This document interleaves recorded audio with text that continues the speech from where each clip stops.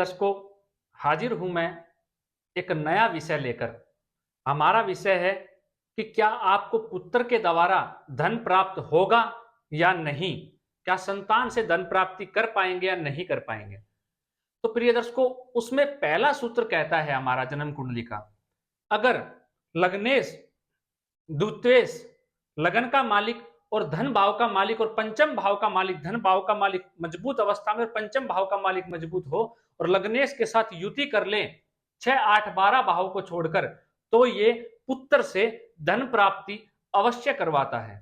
ऐसे जातक को अपने पुत्र के द्वारा धन प्राप्ति अवश्य होती है। प्रिय दर्शकों, यह बात नहीं है कि जातिका से नहीं होगी, जातिका से भी ऐसे जातक को धन प्राप्ति होती रहती है, चाहे वो कम मात्रा में हो, लेकिन होगी अवश्य। प्रिय दर्शकों, कैसे? अगर इसमें शनि ग्रह जो है वो ही लग्नेश बन जाते हैं, मकर राशि होती है, मान लेते हैं लगन में आपके मकर राशि बनी हुई है, मकर आपका लगन बनता है और उसमें धनेश भी और लग्नेश भी शनि ही बन जाते हैं, तो उनका पंचमेश के साथ या तो युति हो जाए जो पंचम भाव के स्वामी है, या दृष्टि संबंध हो जाए तो भी ये योग बन जाएगा। प्रिय दर्शकों, और ऐसा योग होने से आपको पुत्र से धन प्राप्ति अवश्य होगी।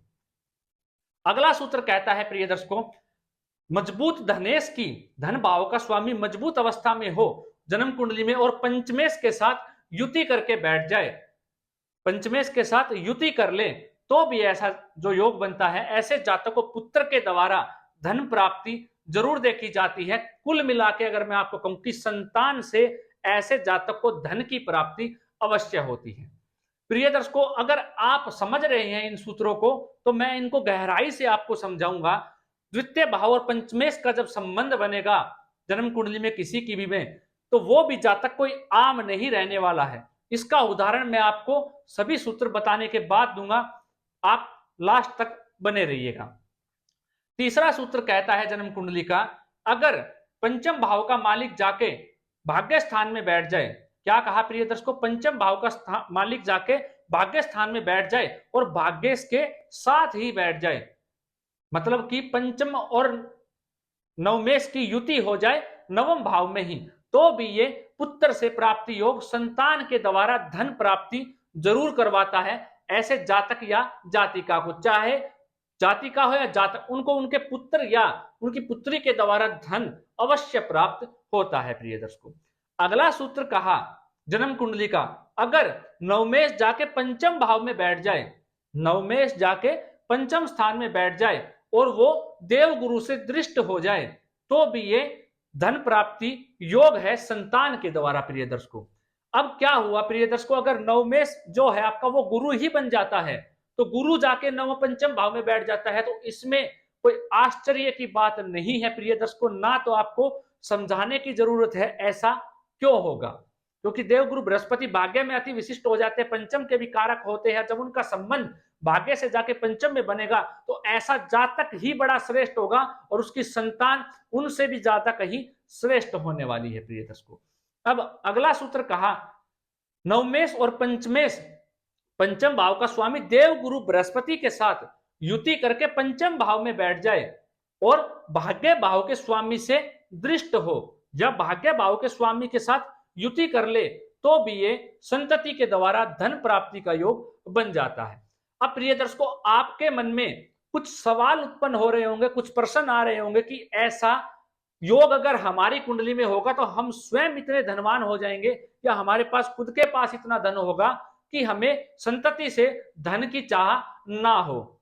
लेकिन प्रिय दर्शकों, कई बार आपने देखा है कि आपकी महादशा वो नहीं आ पाती, जो ग्रह आपकी कुंडली में बलाबल स्थिति के साथ बैठे हुए हैं, तो वो नहीं आती है। तो कई बार आदमी छोटा काम करता है या कैसा भी काम करता हो, जहां उसके पास धन की चाह सदैव उसके जिंदगी में बनी रहती हो और धन पूरा ना कर पाते हो, जैसे कि मजदूरी या ठेकेदारी का काम हो जिसमें कम पैसा आता हो, तो प्रिय दर्शकों, उसकी संतान अगर बड़ी उपलब्धि हासिल कर लेती है या उच्च पद अधिकारी बन जाती है इस योग के होने के कारण, तो भी ऐसा जो जातक है अपने जीवन काल के अंदर धन प्राप्ति तो उसको संतान के द्वारा हुई, लेकिन एक माँ बाप तो सदैव यही चाहते हैं कि उनकी संतान तरक्की करे, आगे बढ़े, तो उनको वही उनकी धन प्राप्ति है प्रिय दर्शकों।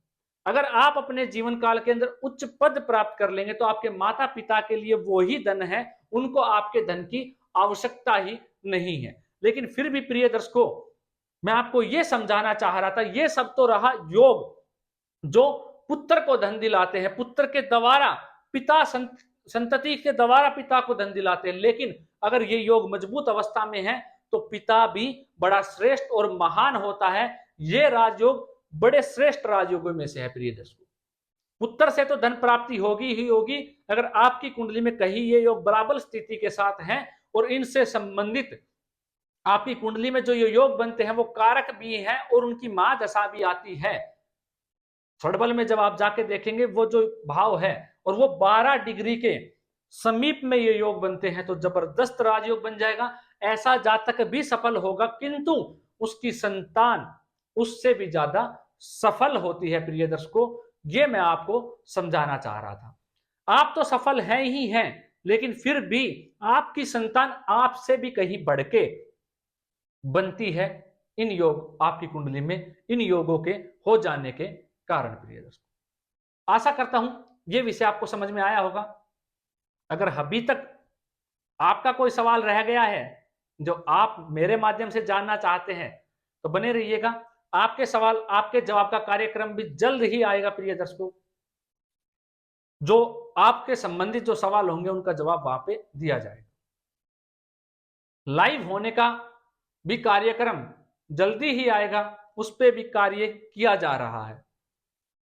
तो प्रिय दर्शकों, आशा करता हूं यह कार्यक्रम आपको बेहद आनंद देने वाला रहा होगा। आज के लिए इतना ही, इजाजत दीजिए मुझे, मिलता हूं ऐसा ही कोई अगला कार्यक्रम लेकर। नमस्कार।